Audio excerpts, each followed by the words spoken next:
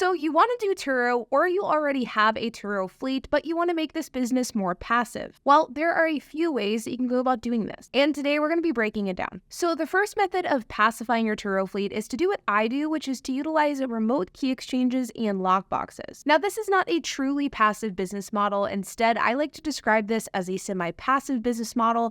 And what this means to me is that your time is not directly correlated to the amount of time that you spend dedicating to your fleet. To give you a bit of a point of comparison, I would consider your 9-to-5 or an hourly wage job to be a non-passive income stream or an active income stream. This is an income stream that depends on you working or your output in order to get paid. But a semi-passive income stream is one where you can make money and grow your wealth disproportionate to your time. For example, my fleet does require time, but even if I'm watching TV on the couch, I'm still making money because my cars are booked out. So I've made my Turo business a semi-passive income stream by utilizing remote key exchanges, which involves lockboxes and automated messaging. I do what's called a remote key exchange, which means that when a guest books my car 24 hours before their rental starts, they have to verify their ID, and then 45 minutes before their rental, I give them instructions for accessing the lockbox that is at the vehicle. I do not ever meet my guests in person. Most of my messages get sent out automatically, though I am of course there to answer questions or help if there is an issue. And because of my detailed instructions that I've sent them through the automated messaging system, whenever the guest gets to the car, they grab the key and they go. It's super easy. In fact, I get a ton of compliments on how easy it is for guests to pick up my cars. This method works well because you aren't bound to when your guests come to pick up cars or drop off cars. You can check in cars on your time, not the guest time. In my opinion, I think that this is the best way to manage your fleet if you want to manage your fleet and you don't want to be at the mercy of your fleet 24/7. With having remote key exchanges, you can have a life outside of Turo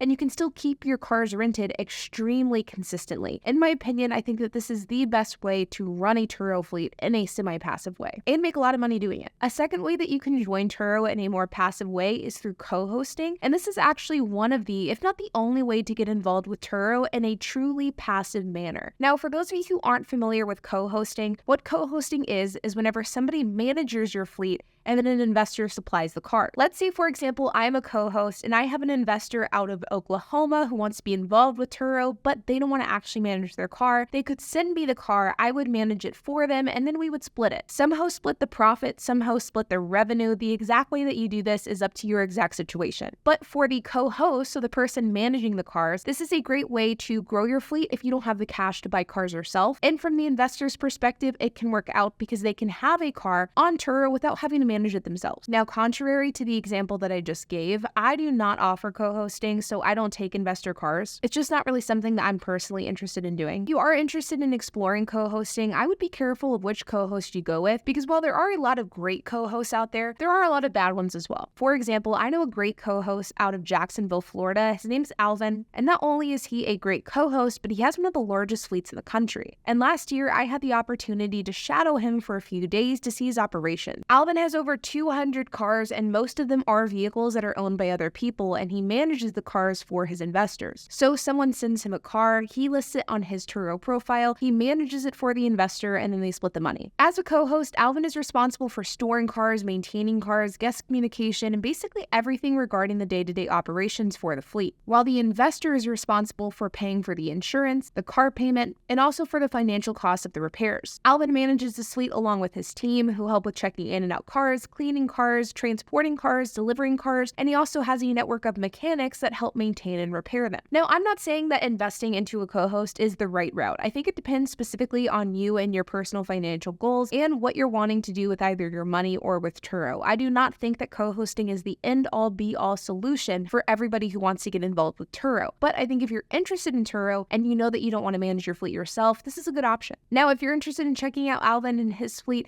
you can do so by going to www.rentoutmycars.com. I'll also have his link down in the description below. And no, this isn't a sponsored video, but Alvin is just a friend of the channel. He's a great host, and I do personally highly recommend him. Now, a third way that you can make your Turo fleet a bit more passive is to play around and adjust your Turo host settings. Now, this is probably my least favorite method for making your fleet more passive because it kind of takes the shortfalls of the other two methods and applies them both into the same method. But when you're a Turo host, you can sort of control your own destiny by playing around with your settings. For example, for my own settings, settings, I have 1 hour advance notice, which means that somebody could book my car with a 1 hour notice. So if it's currently noon, somebody could book my car for 1 p.m. I also have a 3-hour buffer, which means that between trip, I allow a minimum of 3 hours. So if a car gets returned at noon, the earliest this car could go out on another rental is 3. This is the smallest amount of time that Turo allows. And I allow any trip length, so somebody could rent my car for 12 hours or for 12 months, both of which have happened. This means that while my fleet is very well utilized, it can sometimes make my fleet a little less passive because I do have to worry about when cars are going to be going out. There's also definitely a learning curve with this strategy, and you have to learn how to work around your fleet and make this type of schedule work for you, which I definitely have, and nowadays it isn't hard for me to manage this type of schedule at all, but I could see how it would be if you're first starting out. If you're a host who's looking to make your fleet more passive, you can set your minimum trip length to 2 or 3 days. This means that you aren't prepping your cars for short-term rentals. You could also make your cars a higher price, so your cars will no doubt get rented out less, but whenever they do get rented out, they're going to be rented for more. You could also experiment with a larger advance notice. The one thing I will caution you on with this specific strategy is that if you want to restrict your Turo host settings in order to make your fleet more passive, you need to ensure that you're giving really great service. Turo favors hosts who have their settings flexible. So if you have less flexible settings and you provide bad service, your cars aren't going to stay rented. But if you have less flexible settings, but you also provide incredible service, well, that could help you get more bookings. When it comes to Turo host settings, it is very dependent on you and your personal goals. If you want to make the most money as possible on Turo, you should accept that Turo isn't 100% passive, embrace it,